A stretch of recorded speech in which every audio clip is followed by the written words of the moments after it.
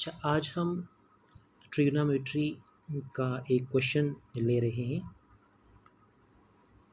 ठीक है, तो in right angle A B C, right angle at B, A B is equal to 24 centimetre and B C is equal to 7 centimetre.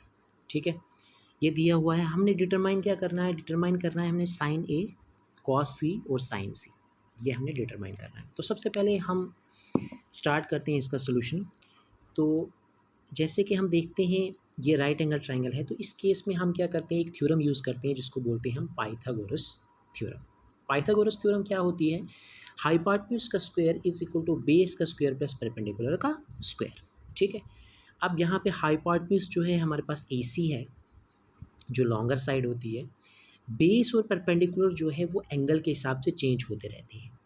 जैसे अगर हम angle A ले रहे हैं तो इसके ऑपोजिट वाली साइड जो है वो आपका परपेंडिकुलर आ जाएगा, और एडजेसेंट साइड जो होगी उस एंगल के साथ वाली जो साइड होगी वो हमारे पास बेस आ जाएगी।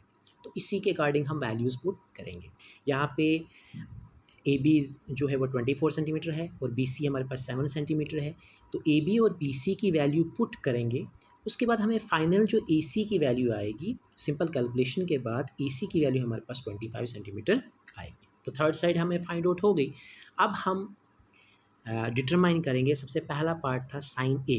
तो साइन ए हमारे पास किसके इक्वल होता है? साइन थीटा होता है हमारे पास परपेंडिकुलर अपॉन हाइपोटेन्यूज के इक्वल। अब यहाँ पे सबसे ज़रूरी चीज़ जो है वो एंगल देखना है। तो साइन ए बोला है इसने, तो नहीं, एंगल कौन सा लिया है? एंगल ए लिया है। तो एंगल ए के ऑपोजिट वाली साइड जो होगी वो हमारे पास कौन सी होगी?